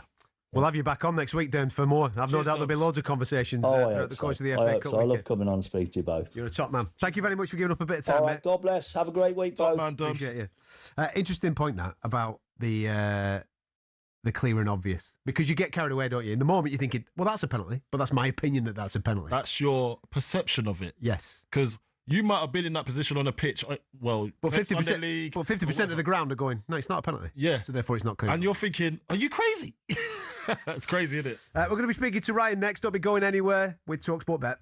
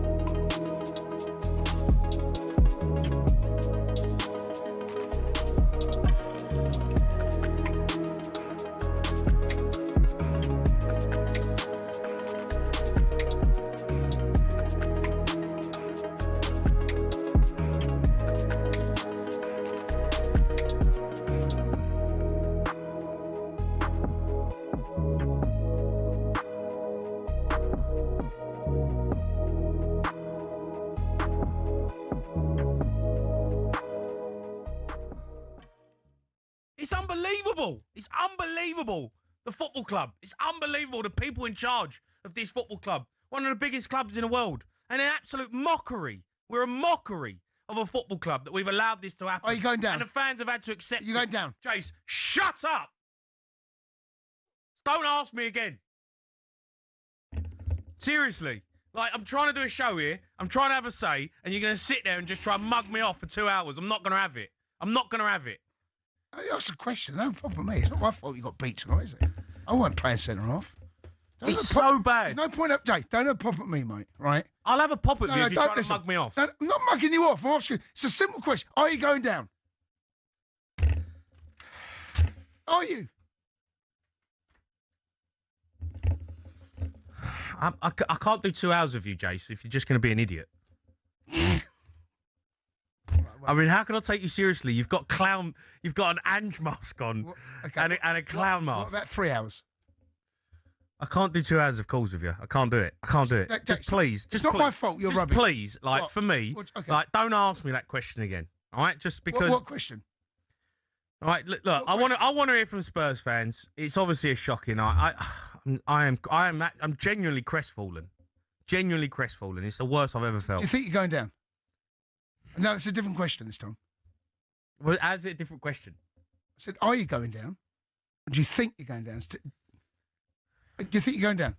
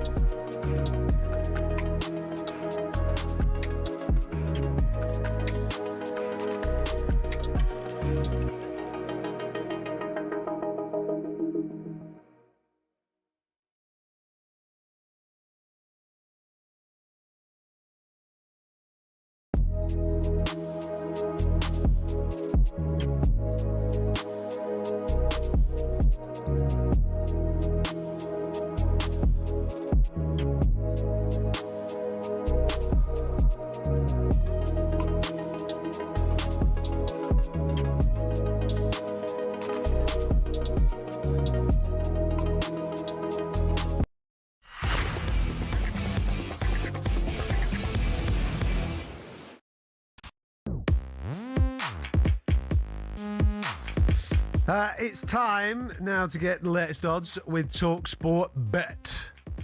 Bring it on with talkSPORT Bet.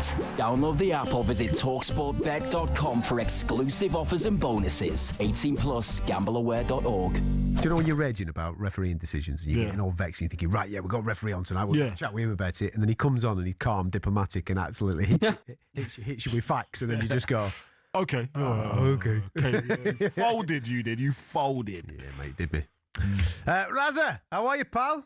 Oh, evening, boys. Here they both are. How you doing? You good? Mate, we ain't spoken to you in a little while together, have we? He's been out partying, hasn't he? He's been out partying. Just enjoy it. Carrick's Enjoy bus my is Friday flying, nights. man. Carrick's bus. What you been doing? Character building?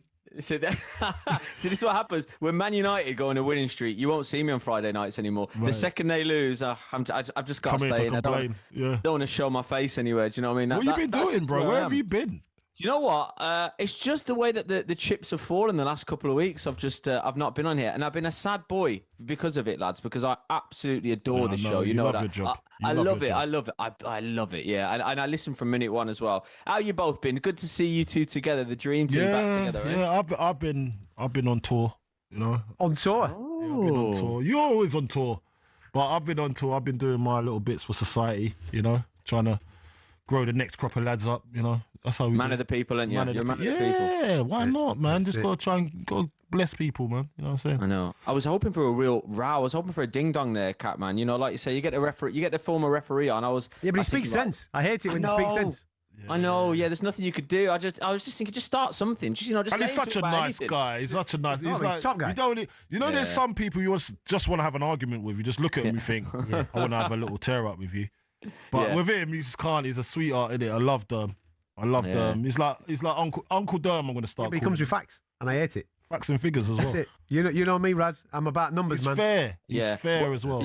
I know what you like, Cameron. You like a fact. I tell you love this one that Bruno Fernandes is one assist away from Beckham's best ever season for Man United. Okay. You love that one, wouldn't you? You're a facts man, okay, aren't you? yeah, I'm loving it. Hey, rolling in that Bruno. I didn't know if I'd get that one in today. I didn't know if I'd get that one in today. There it is. Okay, yeah, you shoehorned it in. We're not even going to talk about their game, but I know. you've shoehorned it right on in. Straight in. I know, mate. it's because we got knocked out ages ago. That's why we're not Not even talking in the United. FA Cup, mate. Just I relax, know. bro. Exactly. I know. Just chill out. Right, where's this upset coming, man? Is it going to be Wrexham? Is it going to be Mansfield? Where's the upset coming? Yeah, I know. Well, Wrexham, Chelsea, I mean, it's the first time these two have faced off properly since 1982. Hollywood versus the club world champions, eh?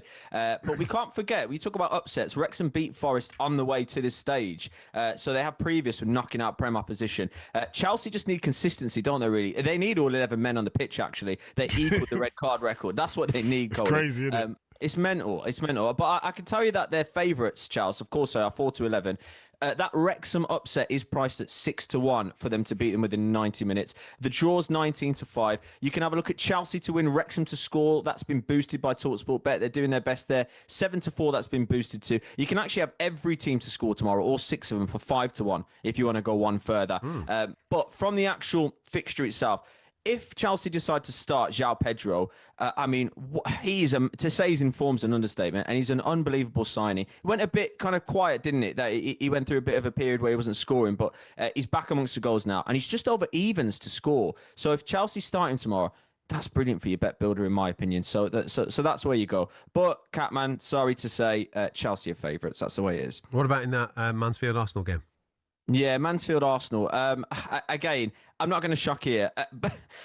Arsenal, away from home, yes, they are 1-16, right? 1-16. Yeah, it's gigantic. Mansfield Town, 25s you're looking at. 25-1. Worth a pound. It's worth a pound, man. Worth a pound of Catman money, isn't it? I would say so. I mean, the draw's 19-2. The magic of the cup. We're all going to be, apart from the Arsenal fans, we would love a little Mansfield Town story. Of course we would. But it's 25-1. I think in terms of quality, and I'm glad this game is happening. It's Newcastle City, isn't it, tomorrow?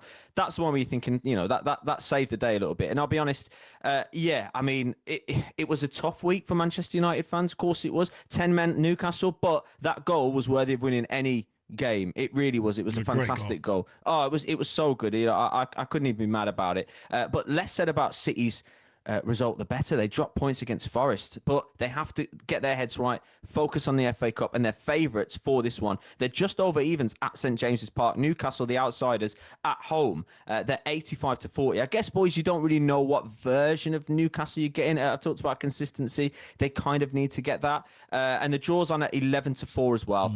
You can get creative here. I mean, City to win both teams to score is boosted to 13-5. Semenyo, 51-40 anytime. What a baller. You buy someone from the Prem, you want him to hit the ground running, that's exactly what he's done. But with Newcastle, you can get value from, and they're one of the handful of teams in the Premier League where goals from midfield, you can look at it. Tonali, lads, 24-5 anytime, for example. That's just him to score anytime, 24-5. You put that in a bet builder, a Newcastle bias bet builder, it could fly. Now, it's one of those games, method of qualification. Newcastle in extra time, 9-1. Manchester City in extra time, 8-1. Or you could look at the penalties in this game. You really could. 13-1 for either of these two teams to win on penalties. And that's as far as the Saturday games go, boys. On that game, mate, it's going to be interesting to see what lineups they're going, because it's a late kickoff, 8 o'clock on a Saturday night. Both of these guys have got massive Champions League games on Tuesday. There's no way that City are playing a full-strength side. I doubt that Newcastle will as well. Do you not think Newcastle will? I think they probably have more of an incentive to do that, in my opinion. I don't know. You might be right. I mean, you could probably look at players for City like Mamouche at 7-5. I'll make you right there. Yeah, say it again. Right, I think you're right there. I think they will go strong. Newcastle? Yeah, they ain't got that type of squad to be not good. Yeah, maybe. But they've got Barcelona Tuesday, haven't they? You know what I mean? That's a massive game for them. They're not a team that can just switch on, switch off. They have to be on all the time. Listen, well, Newcastle might pick up a win then, because City will change the keeper. Donnarumma won't be at nets. It'll be James Trafford. Yeah. They'll change everything about it. They'll probably rest Rodri. I reckon Newcastle might do them tomorrow. Might do. Do you? You fancying them a little bit, are you? Yeah, man. Just because City, it will not be full strength City. They'll down tools just to get, and they'll think they can get it over the line and give the people the players the chance that don't play. They'll fancy Real Madrid, mate. They'll fancy that game, so they'll go full strength Real Madrid. Yeah. Yeah. You know what? You're probably right. It's a save the season sort of game as well. Yeah. Like if they win the Champions League, they'll be like, okay, Arsenal, you won the league, so what? Yeah, so what? Champions League again, man. Yeah. Who cares? Yeah, I know. But that's the City do have the depth, like you say. I still think Newcastle will go strong because the squad is just not as deep as City. So Newcastle, Mansfield, Wrexham treble. Yeah, that's what we're doing tomorrow. That's what we're looking at. We're going with West Ham versus Brentford on the Monday, man. Come on. Yeah. Oh, yeah. Of Come course. on, I'm interested in that one. Of course you are. I've got there. I've got it in front of me. Oh, I'm you there? Are you? Yeah, of You going? course. Yeah. See, the good luck charm's going to be there then watching them on. I know it's Monday Night Football, but I do have high hopes for this game. I mean, there's life in the old dog yet in West Ham, hasn't there? They've been playing really well. Catman, you were talking earlier about the form, and I completely agree with you. Brentford, we know they've got a bonkers scoreline in them. You know, they can produce some ding-dongs as well. So I'm sorry to say, Coley, Brentford are favourites. They're 6-5. I think you could probably feel a bit hard done by with West Ham's recent form, but that's just the way it is. You're outsiders at home. You're on at 15-8, and the draw's 12-5. I'm looking at West Ham to win and both teams to score at 4-1. It's not boosted, but I'm liking that. And there's a few reasons, and I'll come on to them in a second. Thiago's the main man, obviously, up front for Brentford. 7-5 to have 2 shots on target. That's boosted by talkSPORT Bet. So you remove the risk of needing to hit the back of the net. You got the shots on target. Wow. But yeah, not bad. West Ham, though, I'm looking at Somerville. I know you're a fan of him, Coley. What a player he is. 13-5 to score any time. Yeah. At home, West Ham, in the form he's in, 13-5 to put that in your bet builder. Even if you don't think West Ham will win, but you think they'll score, it's worth looking at Somerville at that Very place. tempting. Yeah, Very what a player, direct in amongst the goals, and it is crucial to what you guys are doing at the moment. Yeah, so I hope they win for your sake if you're going to watch it, Coley. Mate, of course. We're winning. We're winning. Yeah, listen, no doubt. We're in form. We're doing all right. All right. Yeah. What about the day before that, Sunday, Leeds v Norwich, 5th round. Yeah, I know. It's in-form Norwich. That has to be said, boys. That Leeds are welcome into Ellen Road. It's 9 wins and 11 for them. So they'll be right up for this, especially when I tell them the odds here, because Leeds are 2-5 favourites. 2-5. That is a strong odds on, considering Norwich, 9 wins from 11, are 11-2. Given their form, that is not a bad price at all. The draw 17-5. They'll be looking at this. I mean, Leeds, with all due respect, yes, they're Premier League, but they'll probably be looking at this thinking, we can do this. We can create a bit of a story on the Sunday. And that is why I'm going to look at, and this is my pick of the weekend, really, 1-up early payout for this game. 9 wins in 11. I've said it. Norwich to go 1-up at any point. talkSPORT Bet will pay you out at 13-8. If Norwich go ahead, talkSPORT Bet will pay you out at 13-8. And we know talkSPORT Bet pay out because they paid out for Spurs to get relegated. Anyone who put Spurs to get relegated, as of this morning, talkSPORT Bet paid out. What? Did you know that? They paid out this morning. Yeah. I was just about to bring it up. You're mad. I did not even know that. They paid out when Spurs getting relegated. Where was I? No, you've had to have put it on at the start of the season. Oh, is that what it was? Okay. I thought you could put it on last week. Yeah, yesterday. Yesterday. Yeah. Give me my money. No, you know what? Single bets. Anyone who fancied it and they put Spurs to get relegated. talkSPORT Bet. I got a call from the bosses this morning and they said, "Listen, we're doing it. We're going to pay him out." That was a disaster class yesterday. We're going to pay him out because, like you guys went through all the fixtures earlier and you gave them 4 points. They're not staying up. No, I don't think they are either. I'm not doing that for a headline. Crazy. I think they're going down. So talkSPORT Bet, they just thought, you know what? Yeah, for everyone who had a hunch that might be the case, we're going to pay him out this morning. Done, isn't it? It's a pat on the back. I hope it comes in, Ryan. You know what I mean? Yeah. You know what I mean? Otherwise, you're going to have to recoup in that cash, pal, during the summer and the World Cup, mate. That's You'll be on it. You'll be on it every day. Yeah. I can't be taking 2 weeks off again, boys. You got that kind of grace, mate. I know. I've got skin in the game now. Spurs have to go down. So that's the 1-up early payout, and we know talkSPORT Bet will pay you out. That's the way they operate. So there we go, lads. Stop, man. Enjoy your weekend, buddy. Thanks for being on. Nice one, boys. Always a pleasure. There you go. Oh. Go on, what do you want him? I need to talk to you, man. Oh, is he gone? I'm here. Are you still there? Perfect. I'm here. Oh, he wants a tip for Cheltenham. No, nothing like that. Go on. So basically, right? Are you Carrick? New contract, or are you move on?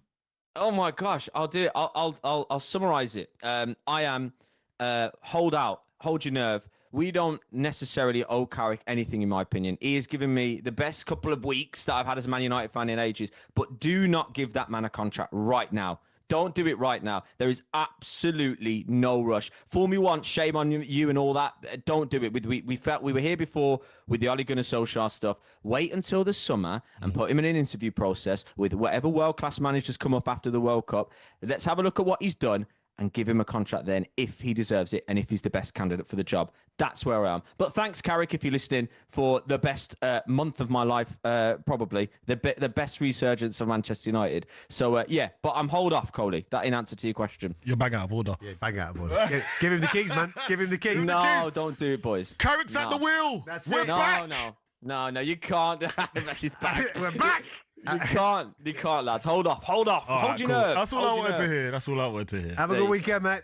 Nice one, boys. See you now. Ta-da. Stick around. We're going to get stuck into the trivia next. Bring it on with talkSPORT Bet. Download the app or visit talksportbet.com for exclusive offers and bonuses. 18 plus, gambleaware.org.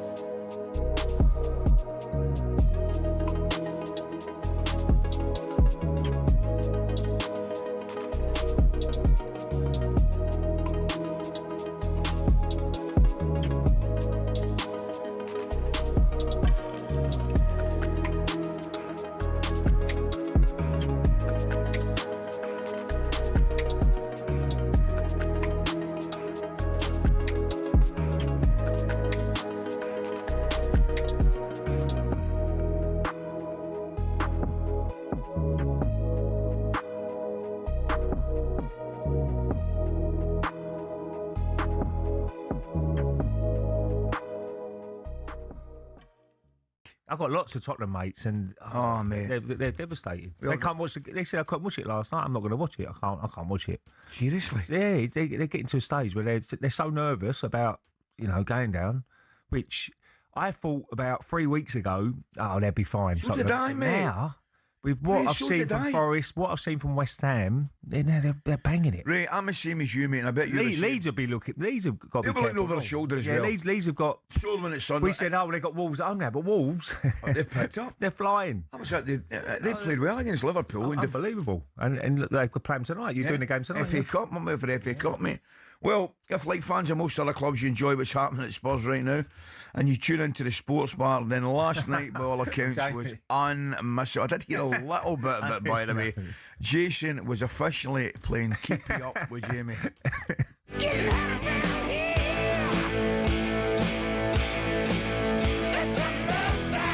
It's a simple question. Are you going down? Yes. We are the only team in the Premier League ever to bring in a new manager, to get a new manager bounce, and we get a worse bounce.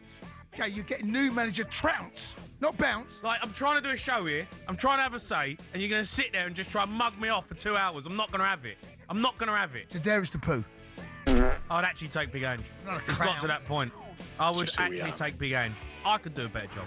It is embarrassment. An embarrassment. You're going down. No, seriously, last time. You're going down. Shut up! Don't ask me again. Realistically, it could be Tottenham Lincoln next year.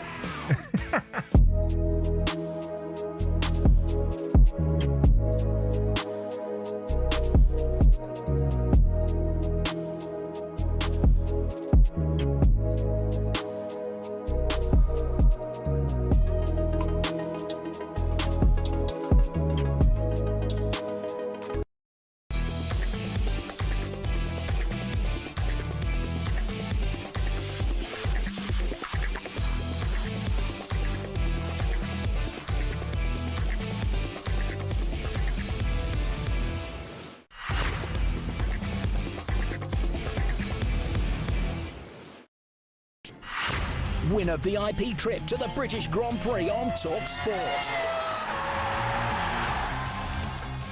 If you're a Formula One fan, we are sending you and the mate to the British Grand Prix on Sunday, July the 5th.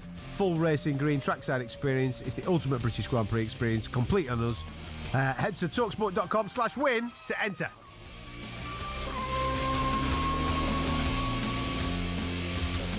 Now then, as you know, we're less than 5 months away till the World Cup, and each week we're keeping you updated with how the key English players are doing across the continent. Here's European football expert Andy Brassel with who to look for across Europe.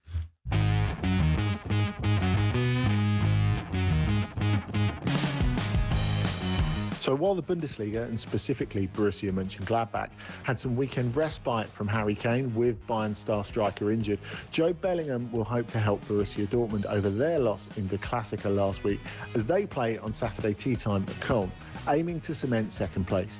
He could face Premier League 2 Player of the Year Jemai Simpson-Pusey, who is back to fitness for the home side. In France, both Tyler Morton's Lyon and Marseille and Mason Greenwood were knocked out of the Coupe de France this week. Morton will likely have to do without the injured Ainsley Maitland-Niles next to him, as Lyon aim to get back to winning ways at home to Paris FC on Sunday night, while Marseille will continue trying to catch him in third place as they go to Toulouse. Charlie Cresswell's team that just knocked them out of the Cup on Saturday. The coveted Cresswell, by the way, scored in that Cup game at the Velodrome. Fikayo Tomori is involved in the game of the weekend in Italy and probably anywhere else, the Milan derby, with his Milan attempting to extend their hoodoo on Inter and shorten the 10-point gap to first place. In Spain, Marcus Rashford might get himself a fairly rare start when Barcelona go to Athletic on Saturday night, bearing in mind the Champions League trip to Newcastle on the horizon. Finally, Archie Brown will hope to be restored to Fenerbahce's starting 11 at home to Samsunspor, and his team will hope to take advantage of Galatasaray playing in an Istanbul derby at Besiktas to close the 4-point gap at the top. For a more in-depth review on everything that's happening across European football, make sure you're tuning into Trans-Europe Express with Danny Kelly and Andy Brassel from 9 o'clock on Sunday. You can also listen to the best bits of Danny Kelly's Trans-Europe Express podcast. It's available every week on the talkSPORT app or via your normal talkSPORT podcast platforms. Go and get yourself stuck in. The Quizzy Rascals here. Have you won 2 back-to-back? I think so, yeah.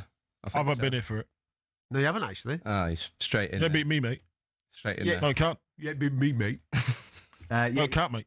He did me last week with a question that needed 17 answers. Oh, is it? Is that what it was? 17 last week. You did me on the Darren Anderson one the week before. It was about 17, yeah.